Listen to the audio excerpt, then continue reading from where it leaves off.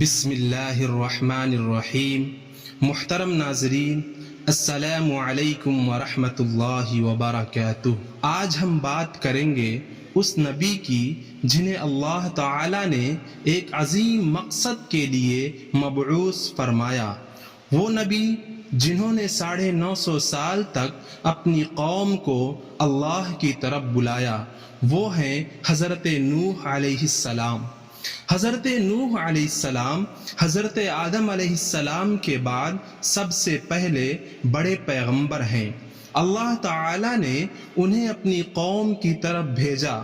اس زمانے کے لوگ بتوں کی پوجا کرنے لگے تھے اور ان کو اپنا معبود بنا لیے تھے۔ شرک، گناہ اور نافرمانی عام تھی۔ حضرت نوح علیہ السلام نے اپنی قوم کو بڑے پیار سے سمجھایا، اے میری قوم، اس ایک اللہ کی عبادت کرو، اس کے سوا تمہارا کوئی معبود نہیں۔ میں تمہارے لیے دردناک عذاب سے ڈرتا ہوں۔ لیکن اس کے باوجود ان کی قوم نے مذاق اڑایا۔ کچھ نے کہا، ہم نے تمہیں اپنے جیسا ایک انسان پایا تو ہم کیوں تمہاری بات مانیں؟ یہاں تک کہ وہ کہتے، اے نوح، اگر تم باز نہ آئے تو ہم تمہیں سنگسار کر دیں گے، یعنی پتھروں سے مار کر ہلاک کر دیں گے۔ لیکن نوح علیہ السلام دل برداشتہ نہیں ہوئے، بلکہ دن رات چھپ چھپ کر اور اعلانیہ طور پر اپنی قوم کو راہ ہدایت کی طرف بلاتے رہے، جیسا کہ قرآن میں اللہ تعالی فرماتا ہے، قال رب انی دعوت قومی لیلا ونہارا فلم يزدهم دعائی الا فرارا۔ میں نے اپنی قوم کو دنوں رات بلایا، مگر میری دعوت نے انہیں ایمان میں بڑھانے کے بجائے دور ہی کیا۔ حضرت نوح علیہ السلام 950 سال تک دعوت دیتے رہے، مگر ایمان لانے والوں کی تعداد بہت ہی کم تھی۔ روایات کے مطابق صرف 70 سے 80 لوگ ایمان لائے، باقی سب کفر اور انکار پر ڈٹے رہے۔ آخر کار نوح علیہ السلام نے اللہ کے حضور عرض کیا، وَقَالَ نُوحٌ رَبِّ لَا تَذَرْ عَلَى الْأَرْضِ مِنَ الْكَافِرِينَ دَيَّارًا۔ اے میرے رب، زمین پر کافروں میں سے ایک بھی گھر والا باقی نہ رہنے دے۔ اللہ تعالی نے نوح علیہ السلام کی دعا قبول فرمائی اور حکم دیا کہ ایک بڑی کشتی تیار کرو۔ نوح علیہ السلام نے اللہ کے حکم سے کشتی بنانی شروع کی۔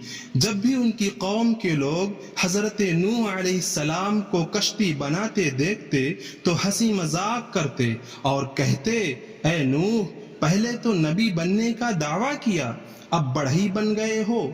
نوح علیہ السلام جواب دیتے، آج تم ہمارا مذاق اڑا رہے ہو، کل ہم تم پر ہنسیں گے۔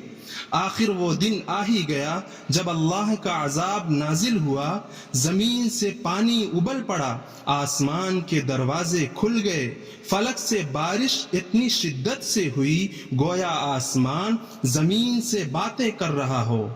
حضرت نوح علیہ السلام کو حکم ہوا، ہر جوڑے میں سے ایک ایک جانور کشتی میں لے لو، اپنے اہل و عیال اور ان سب کو جو ایمان کے ساتھ تمہارے شانہ بشانہ کھڑے ہیں۔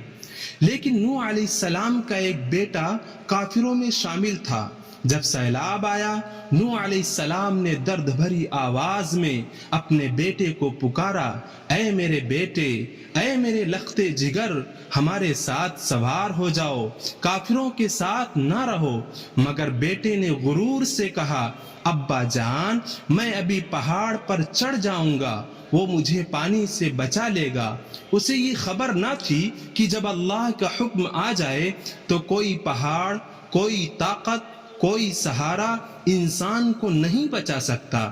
لہذا دیکھتے ہی دیکھتے اسی دوران اچانک ایک خوفناک بلند و بالا موج ان دونوں کے درمیان حائل ہو گئی۔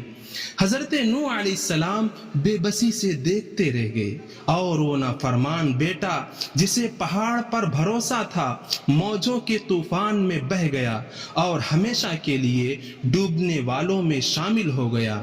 ذرا سوچئے، ایک باپ، وہ بھی نبی، اپنی آنکھوں سے اپنے جگر کے ٹکڑے کو طوفانی موجوں میں ڈوبتا دیکھ رہا ہے، آوازیں دے رہا ہے، پکار رہا ہے، دل ٹوٹ رہا ہے، کیسا کرب ہوگا، کیسا دکھ ہوگا، مگر اپنے بیٹے کو بچانے کی طاقت نہیں رکھتا، کیونکہ اللہ کا فیصلہ ہی یہی ہے کہ نجات صرف ایمان والوں کو ملتی ہے۔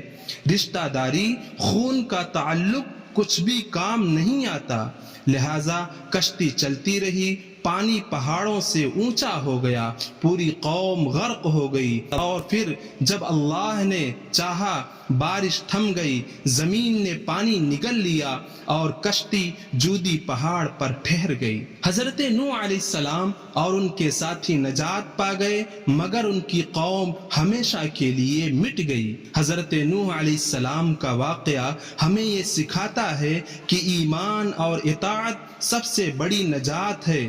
رشتہ، مال، اولاد، کوئی بھی چیز آخرت میں فائدہ نہیں دے سکتی جب تک انسان ایمان اور عمل صالح اختیار نہ کرے۔ حضرت نوح علیہ السلام کی قوم تباہ ہو گئی کیونکہ انہوں نے اللہ کی بات نہ مانی۔ نوح علیہ السلام کا بیٹا غرق ہو گیا کیونکہ اس نے ایمان قبول نہ کیا۔ اس لیے ہمیں چاہیے کہ ہم اللہ کی اطاعت کریں، گناہوں سے توبہ کریں اور ایمان پر ڈٹ جائیں، کیونکہ قیامت کے دن نجات صرف اس کے لیے ہے جو ایمان اور پاک دل کے ساتھ اللہ کی بارگاہ میں حاضر ہوگا۔